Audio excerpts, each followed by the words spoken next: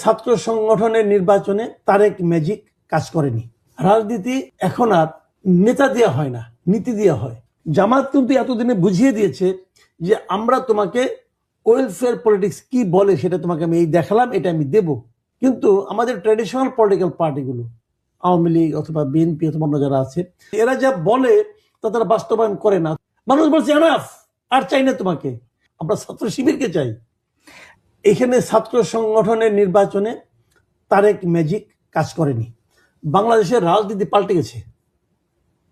রাজনীতি এখন আর নেতা দেওয়া হয় না, নীতি দেওয়া হয়। এদেশের মানুষ এখন প্রশ্ন করতে শুরু করেছে। নেতা অনেক দেখছে, কিন্তু মানুষ এখন প্রশ্ন করতে শুরু করেছে যে তুমি আমার জন্য কি করবা। এই যে ওয়েলফেয়ার পলিটিক্স, এটা হলো ইম্পর্টেন্ট। জামাত কিন্তু এতদিনে বুঝিয়ে দিয়েছে যে আমরা তোমাকে ওয়েলফেয়ার পলিটিক্স কি বলে সেটা তোমাকে আমি এই দেখালাম, এটা আমি দেব। কিন্তু আমাদের ট্র্যাডিশনাল পলিটিক্যাল পার্টিগুলো, আওয়ামী লীগ অথবা বিএনপি অথবা অন্য যারা আছে, তারা কিন্তু মুখে বলে তোমাকে হ্যান দিব, ত্যান দিব, 10 টাকা কেজি চাল দেবো। এটা তো শেখ হাসিনা বলছে, দিতে পারছে কখনো? দিতে পারে নাই তো। এটা প্রশ্ন করতে পারছে? করতে পারে নাই তো। তো এই যে বিষয়গুলো, যে এরা যা বলে তা তারা বাস্তবায়ন করে না, অথবা করতে পারে না, অথবা করতে চায় না। তার বিপরীতে একটা দল আমরা পাচ্ছি যারা কিছুই বলে নাই, কিন্তু অনেক কিছু করে দেখাচ্ছে।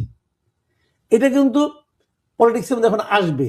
দেখেন আমাদের দেশে পলিটিশিয়ানরা কি জানেন, আমি বলি আপনাকে, কি আওয়ামী লীগ কি বিএনপি, এদেরকে একটা লোক 10 বার সালাম দিবে, 10 বার সালাম দিবে, উনি একবার খানে মাথা নাড়বেন, এটুকু যে ওনার কষ্ট।